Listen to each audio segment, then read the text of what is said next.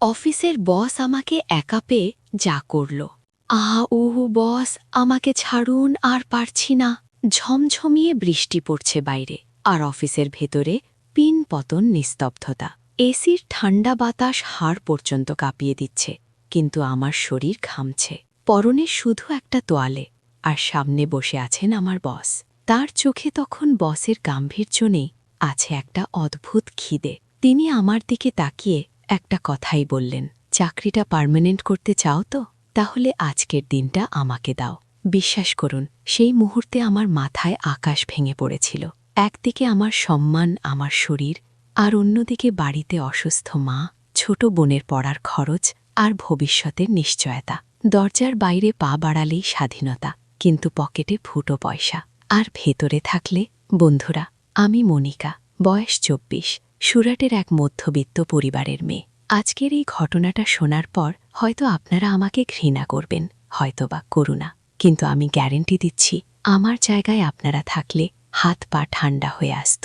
সেই বৃষ্টির দুপুরে অফিসের বন্ধ দরজার পিছনে আসলে ঠিক কি হয়েছিল, আর কেন আমি এমন একটা সিদ্ধান্ত নিতে বাধ্য হলাম, সেটা জানার আগে কানে হেডফোনটা লাগিয়ে নিন, কারণ এই গল্পটা শুধু আমার নয়, এই গল্পটা পরিস্থিতির শিকার হওয়া হাজারো মেয়ের। শুরুটা করি একটু পেছন থেকে, না হলে আপনারা বুঝবেন না কেন ওই দিন আমি অমন একটা কাজ করতে রাজি হয়েছিলাম। বাবা মারা যাওয়ার পর আমাদের সংসারটা যেন তাসের ঘরের মতো ভেঙে পড়েছিল। মা স্কুল শিক্ষিকা, কিন্তু তার সামান্য বেতনে নুন আনতে পান্তা ফুরোয় অবস্থা। আমি তখন সবে ১৯, উচ্চ মাধ্যমিক শেষ করেছি। চোখে অনেক স্বপ্ন ছিল, কিন্তু পেটের খিদে আর সংসারের দায়িত্ব সেই স্বপ্নগুলোকে দুমড়ে মুচড়ে শেষ করে দিয়েছিল। হন্যে হয়ে কাজ খুঁজছিলাম, কিন্তু মনের মতো কাজ পাচ্ছিলাম না। ডিপ্রেশন যখন আমাকে গিলে খাচ্ছিল, ঠিক তখনই ঘটে সেই ঘটনাটা। রাত তখন প্রায় ৯টা। বাসস্টপে দাঁড়িয়ে আছি, কিন্তু কোনো গাড়ি নেই। রাস্তাঘাট ফাঁকা হতে শুরু করেছে। ভয় করছিল খুব। ঠিক তখনই একটা চকচকে গাড়ি এসে আমার সামনে ব্রেক কষল। কাঁচ নামিয়ে মাঝবয়সী এক ভদ্রলোক উঁকি দিলেন। বয়স ৫০-এর কোঠায় হবে, চুলে পাক ধরেছে, কিন্তু ব্যক্তিত্বে একটা ভারী কি ভাব। কোথায় যাবে মা? অনেক রাত হয়েছে, লিফট লাগবে? আমি প্রথমে না বলেছিলাম। অচেনা লোক, অচেনা গাড়ি, কিন্তু তিনি যখন বললেন, ভয় পেও না, আমার নিজেরও মেয়ে আছে, আমি গান্ধীনগর যাচ্ছি, ওদিকেই যাবে তো?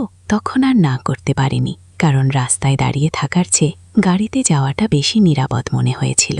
গাড়ির পেছনের সিটে বসে ভয়ে ভয়ে ছিলাম, কিন্তু ভদ্রলোক আমাকে অবাক করে দিয়ে খুব মার্জিতভাবে কথা বলতে লাগলেন। কথায় কথায় জানলেন আমি কাজ খুঁজছি। সময় একটা কার্ড বাড়িয়ে দিয়ে বললেন, আমার সফটওয়্যার কোম্পানিতে কিছু লোক লাগবে, যদি ইন্টারেস্ট থাকে কাল একবার এসো। সেদিন রাতে বাড়ি ফিরে কার্ডটা হাতে নিয়ে অনেকক্ষণ ভাবলাম, এটা কি লটারি নাকি কোনো ফাঁদ? কিন্তু পেটের দায়ে বড় দায়। সোমবার সকালে উঠে সেরা জামাটা পরে বুক ভরা আশা নিয়ে পৌঁছে গেলাম সেই অফিসে। ইন্টারভিউ হলো নামমাত্র।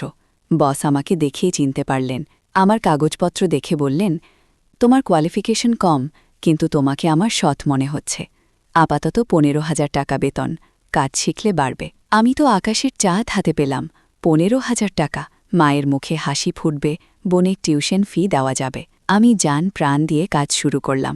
৬ মাস কিভাবে কেটে গেল টেরও পেলাম না। বস আমাকে খুব স্নেহ করতেন, কাজের প্রশংসা করতেন, কিন্তু অফিসের কানাকানিটা আমার কানেও আসত। কলিগরা আড়ালে বলাবলি করত, বস একটু রঙিন মেজাজের মানুষ, সুন্দরী মেয়ে দেখলেই গলে যান। আমি বিশ্বাস করিনি, কারণ আমার সাথে তিনি সবসময় ভদ্র আচরণ করতেন। কিন্তু কে জানত, আসল রূপটা দেখার জন্য আমাকে একটা বৃষ্টির দিনের অপেক্ষা করতে হবে। জুলাই মাস, রবিবার, ছুটির দিন, কিন্তু বস ফোন করে বললেন, মনিকা, আর্জেন্ট কিছু কাজ আছে, একবার অফিসে এসো। বসের কথা কি ফেলা যায়? ইউনিফর্মটা পরলাম, সাদা শার্ট আর নেভি ব্লু প্যান্ট। বাইরে তখন আকাশ কালো করে মেঘ জমেছে। অটো নিয়ে বেরোলাম, কিন্তু কপাল খারাপ হলে যা হয়, মাঝ রাস্তায় অটো খারাপ হয়ে গেল, আর ঠিক তখনই নামল মুষলধারে বৃষ্টি। অফিস বেশি দূরে ছিল না, তাই ভাবলাম হেঁটেই চলে যাই, কিন্তু সেই ৫ মিনিটের হাঁটা পথে আমি পুরো ভিজে চুপসে গেলাম।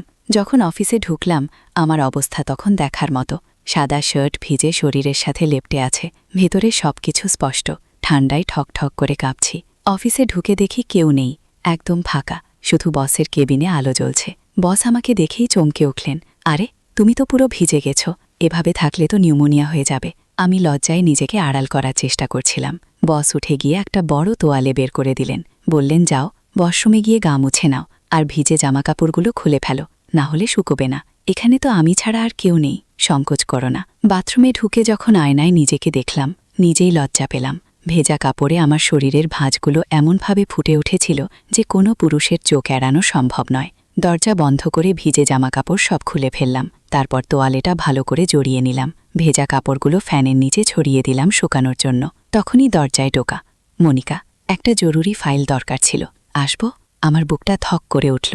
আমি বললাম, স্যার, আমি তো। বস বললেন, আরে ঠিক আছে, আমি ভেতরে আসছি না, তুমি ফাইলটা খুঁজে দাও। আমি দরজাটা একটু ফাঁক করলাম। বস দাঁড়িয়েছিলেন। তার চোখটা আমার মুখের দিকে ছিল না, ছিল আমার অনাবৃত কাঁধ আর তোয়ালের দিকে। সেই দৃষ্টিতে আমি এমন কিছু দেখলাম যা গত 6 মাসে দেখিনি, একটা আদিম কামনা। তিনি ফাইলটা নিয়ে চলে গেলেন ঠিকই, কিন্তু যাওয়ার আগে আমার শুকোতে দেওয়া অন্তর্বাসগুলোর দিকে তাকিয়ে একটা বাঁকা হাসি দিয়ে গেলেন। আমার শরীরটা রিরি করে উঠল। তিনি বুঝে গেছেন এই তোয়ালের নিচে আমি সম্পূর্ণ বিবশনা। কিছুক্ষণ পর আমার ডাক, মনিকা, কাজটা তো করতে হবে, ল্যাপটপ নিয়ে এসো। আমি বললাম, স্যার, আমার কাপড় তো শুকোয়নি, আমি কিভাবে যাব? বস হাসলেন, আরে বোকা মেয়ে, এখানে কে আছে তোমাকে দেখার মতো? তোয়ালে জড়িয়েই চলে এসো, আমি তো তোমার বাবার বয়সী, লজ্জা কিসের? অগত্যা তোয়ালেটা খুব শক্ত করে জড়িয়ে পায়ে পায়ে বসের কেবিনে গেলাম। বস সোফায় বসে ল্যাপটপে কাজ করছিলেন। আমাকে পাশে বসতে বললেন। আমি বসলাম, কিন্তু দূরত্ব বজায় রেখে। তিনি ফাইলের লেখাগুলো আমাকে পড়তে বললেন। আমি যখন ঝুঁকে পড়ে ফাইলটা দেখছিলাম, আর চোখে দেখলাম বস কাজের দিকে নয়, আমার উরুর দিকে তাকিয়ে আছেন। আমার ফর্সা পাগুলো তোয়ালের ফাঁক দিয়ে বেরিয়েছিল। অস্বস্তিতে আমি বারবার তোয়ালেটা টেনে ঠিক করছিলাম। হঠাৎ বসের পা আমার পায়ে লাগল। আমি বিদ্যুৎস্পৃষ্টের মতো সরে গেলাম। ভাবলাম ভুল করে লেগেছে, কিন্তু না, তিনি সরে বসলেন না, বরং আরও একটু কাছে ঘেঁষে বসলেন। আমার নিঃশ্বাসের শব্দ বেড়ে গেল। ঘরের এসির ঠান্ডাতেও আমার কপালে বিন্দু বিন্দু ঘাম। মনিকা, তুমি চা বানাতে পারো? আজ তো পিয়ন নেই, একটু চা খাওয়াও তো। আমি যেন হাঁপ ছেড়ে বাঁচলাম। উঠে কিচেনে চলে গেলাম। চা বানাতে বানাতে হাত কাঁপছিল। কেন জানি না মনে হচ্ছিল আমি একটা খাঁচায় বন্দী হয়ে গেছি। চা নিয়ে যখন ফিরলাম, দেখলাম বস আমার সিটে নেই, তিনি ভেতরের রুমে। উকি দিয়ে যা দেখলাম, আমার হাত থেকে চায়ের ট্রেটা পড়ে যেতে যেতেও সামলালাম। বস আমার শুকোতে দেওয়া প্যান্টিটা হাতে নিয়ে খুব গভীরভাবে দেখছেন। আমার গলার কাছে দলা পাকিয়ে এলো কান্না। আমি দ্রুত পায়ে ফিরে এসে সোফায় বসে ডাক দিলাম, স্যার, চা? তিনি চমকে উঠে প্যান্টিটা রেখে চলে এলেন। আমার পাশে বসে চায়ে চুমুক দিলেন। তারপর খুব শান্ত গলায় বললেন, মনিকা, তুমি খুব সুন্দর। গত 6 মাস ধরে তোমাকে দেখছি, কিন্তু আজ তোমাকে যেন অন্যরকম লাগছে। আমি চুপ করে রইলাম, মাথা নিচু করে মেঝের দিকে তাকিয়ে আছি। হঠাৎ তিনি আমার হাতের উপর হাত রাখলেন। শোনো, একটা কথা বলি, তুমি এই চাকরিতে খুশি? আমি মাথা নাড়লাম, হ্যাঁ স্যার। যদি এই চাকরিটা পার্মানেন্ট করে দিই, বেতন ডবল হয়ে যাবে, আর তোমাকে রোজ। বাস অটো করে আসতে হবে না, কোম্পানির গাড়ি পাবে। কেমন হবে? আমার চোখ বড় বড় হয়ে গেল। পার্মানেন্ট চাকরি, ডাবল বেতন, মানে আমাদের সব অভাব মিটে যাবে। কিন্তু আমি জানতাম পৃথিবীতে কিছুই ফ্রিতে পাওয়া যায় না। আমি ভয়ে ভয়ে জিজ্ঞেস করলাম, তার জন্যে আমাকে কি করতে হবে স্যার? বস আমার কানের কাছে মুখ এনে ফিস ফিস করে বললেন, আমার ওপর নয়, এটা তোমার উপর নির্ভর করছে। তুমি কি চাও, টেম্পোরারি স্ট্রাগল নাকি পার্মানেন্ট সুখ? আমি তোমাকে জোর করব না, কিন্তু যদি আজ তুমি আমার কথা শোনো, কাল থেকে এই অফিসের চাবি তোমার। তিনি যা চাইছিলেন তা বুঝতে আমার বাকি ছিল না। তিনি আমার সাথে শারীরিক সম্পর্ক চাইছিলেন, সোজাসুজি, কোনো রাগঢাক না করে। আমি হাতটা ছাড়িয়ে নিয়ে বললাম, স্যার, আমি এমন মেয়ে নই, প্লিজ আমাকে যেতে দিন। বস হাসলেন। সেই হাসিটা ছিল শিকারীর হাসি। মনিকা, ইমোশনাল হয়ে ভেব না, প্র্যাকটিক্যাল হও। বাইরে গিয়ে কি করবে? আবার সেই ইন্টারভিউয়ের লাইন, সেই ভাড়ার টাকার টানাটানি, মায়ের ওষুধের খরচ। আর তাছাড়া কারোর না কারোর সাথে তো কখনো না কখনো শুতেই হবে।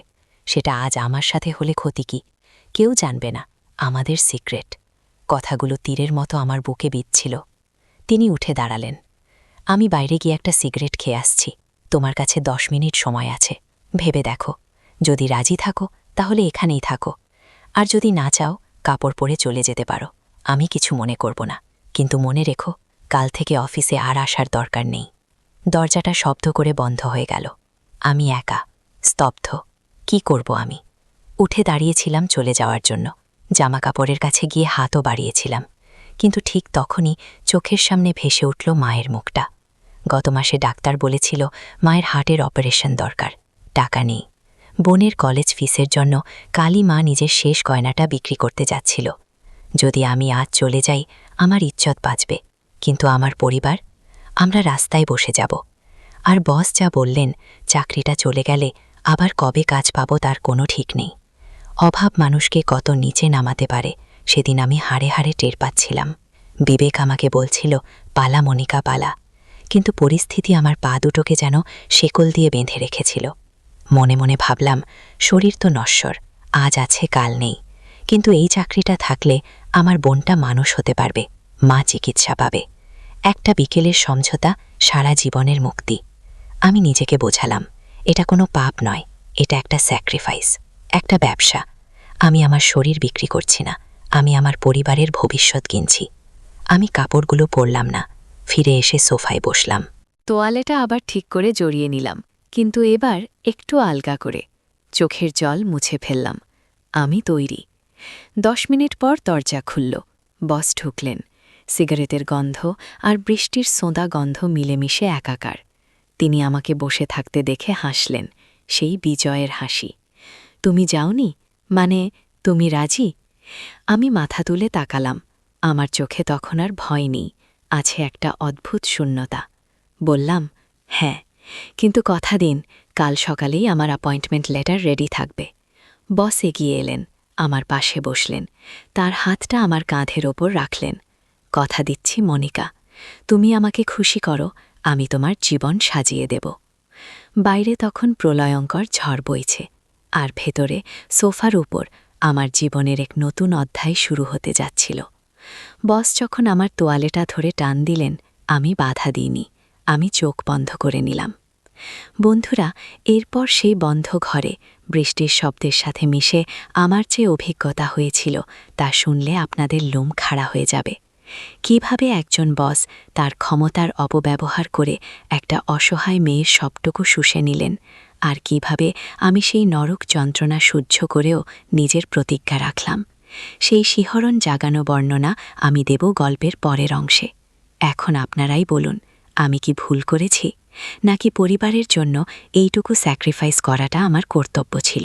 আপনাদের কমেন্ট আমার খুব দরকার। আর পরের অংশের নোটিফিকেশন পেতে চ্যানেলটা সাবস্ক্রাইব করতে ভুলবেন না। ধন্যবাদ।